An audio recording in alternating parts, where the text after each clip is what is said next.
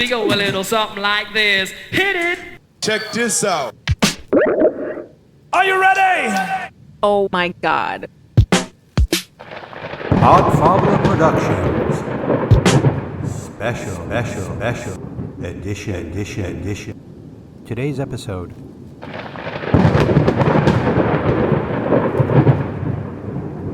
Serpent Rising.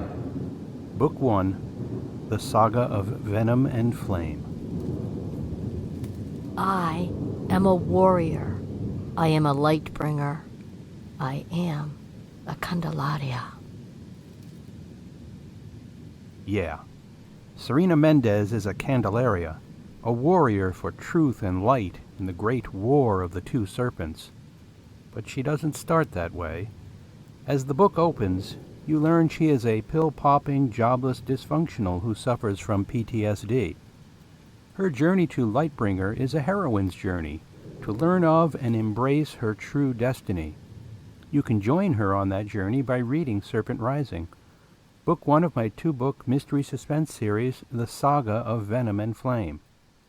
This book has been 4 years in the making, with loads of research and fascinating story elements, incorporating myths and legends, especially serpent mythology, from throughout the world. There are tantalizing bits involving Atlantis, mystical chakra openings, the Emerald Tablets of Thoth, and a host of other arcane and esoteric details. And did I mention an overarching conspiracy involving mind manipulation, propaganda, and lies as a way of controlling mankind to benefit a small number of elites with an agenda to establish a new world order? In modern times, this faction is associated with the Illuminati, but these manipulation and control efforts date to the dawn of civilization.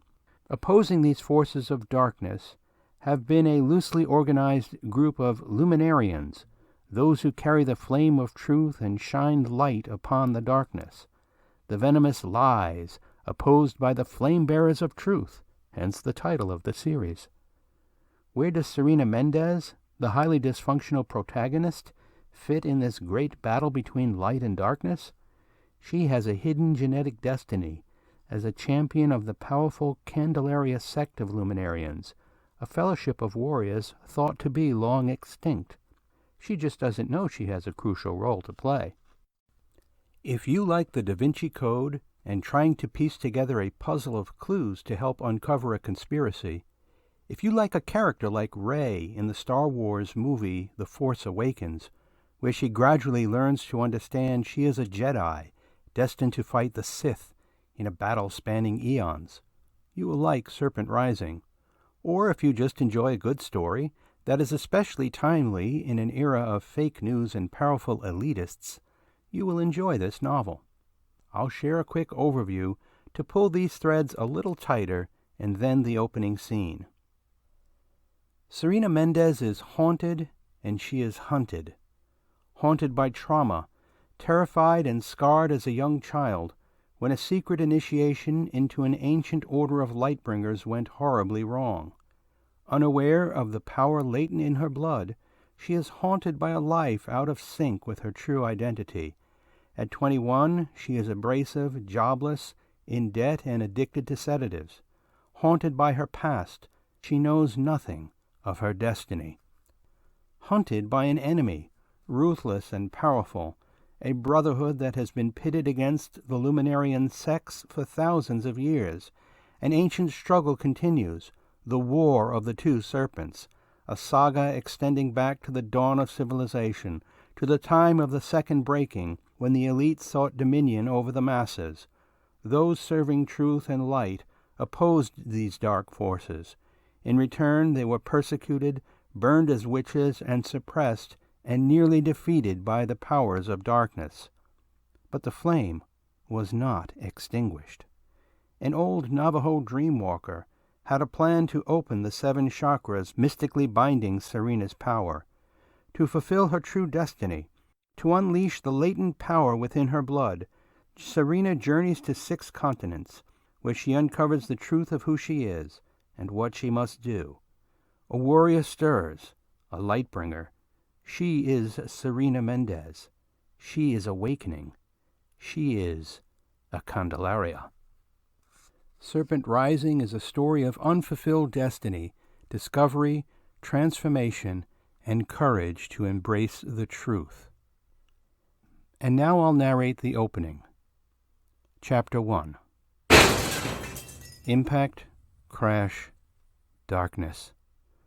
The bedside table lamp and shattered light bulb lay on the floor, but Serena remained unmoved, without will or inclination to clean up the mess.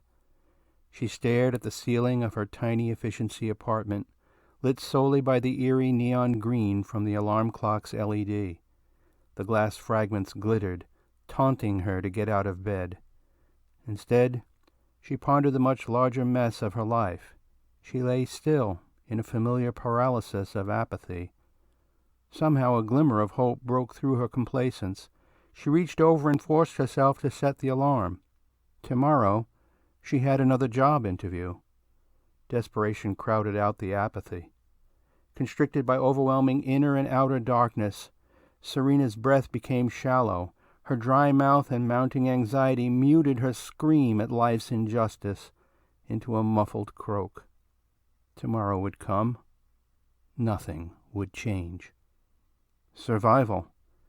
A day without struggle, followed by a night of peaceful rest. Why did achieving this seem so elusive? Agitated, she threw the bed covers aside. How much longer could this torture go on? Awake and staring overhead, she felt every bit as broken as the glass shards. Her light within had all but extinguished itself, not unlike the fragile bulb. Could tomorrow be her first step out from the deep dark hole that hollowed her insides? Tomorrow she had another job interview. She double-checked the alarm setting. Serena's fingertips ached as she desperately clung to the possibility of change. Reaching into her bedside drawer, she randomly pulled out some meds and dry swallowed 2 pills. Serena didn't look to check what they were. She kept 4 or 5 different sleep meds stashed there. Not that it mattered. None of them worked. Serena needed to speak to Dr. Jenkins about that. Sleep did not come easily to the 21-year-old woman, afflicted with anxiety, plagued by PTSD, her life in shambles.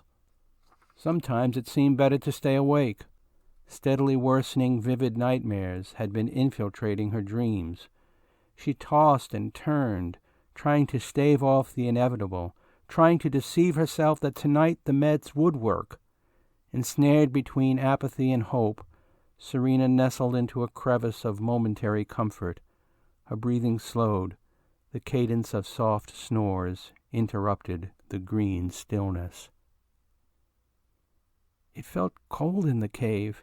Even lying on the sleeping rug, the rock floor was hard. She shivered, more from fear than the cold. Why did her great-aunt, her Shibushe, insist that she sleep here alone tonight? She remembered her Shibushe saying with no moon the cave would be black. Serena blinked, but it didn't matter whether her eyes were open or closed. She couldn't tell the difference. Repeating and following her aunt's instructions, she crawled to the edge of the pool, then stood up to her knees in the still water. Keep your eyes open. Keep your eyes open. Her Shibushe had said that was the most important thing, not to close her eyes. But she couldn't see anything. She wanted to be brave. She didn't want to disappoint her Shibushe. But she was scared. It was so dark. That's when she saw something. It was just a blur, a smudge of light. Something glowed and slowly took shape. Long and curved, it moved toward her. Immersed in blackness, water up to her knees, the creature moved closer. Wavelets rippled against her small, trembling body. What was it? The creature glowed with the shape-shifting form of something. She strained her eyes. It looked like a... "No!" she screamed, shutting her eyes and not daring to move. "Shibushe! Shibushe, help me!" There was no response. And then it touched her skin, curling around her leg. Serena bolted up, heart pounding and sweating as she reached to turn on the bedside table lamp. But the broken light with its shattered bulb still lay on the floor, partly yelling, partly sobbing. "Damn dream! Goddamn dream!" goddamned aunt! 11 years and you still haunt me. She steadied herself by taking 2 more pills. Wide awake, lying in near total darkness and still terrified, she tried to fall back to sleep, jaws clenched tight, trying in vain to stop her teeth from chattering. She shivered, gooseflesh covering her arms held close against her chest. It touched me. It touched me. That's never happened before. The good news is Serpent Rising has slithered its way into all major book retailers. In the show notes, I'm posting the page from my publisher, BHC Press, where there are a variety of order links to retailers such as Amazon and Barnes & Noble. It's available in hardcover, softcover, ebook, and audiobook formats. There's a lot of additional backstory and content posted on my Facebook author page, Podfabler Productions, and my website. All the links are in the show notes, along with special extras in my Podlog author entries. These are 5-minute audios with additional backstory and information about topics in the book. It's like having a back pass to the extras on a movie DVD where you learn fascinating facts about story and characters. The Podlog YouTube page is a good spot to leave feedback, and so is my Facebook author page to leave comments and engage with fellow readers and fans of Serena Mendez. One final note to book clubs. My publisher has a special discount offer for book club purchasers. I'll include a link for this in the show notes, but it is also on my author website, along with a series of book club and reading group questions. Serena Mendez and her author-creator encourage book reviews. We are grateful for your support. Book 2, Revelation, is scheduled for release in 2021. In closing, I hope readers of my fiction will think about some of the deeper themes woven into the story and characters. What is truth? How can we all be light-bearers and luminarians in our own ways?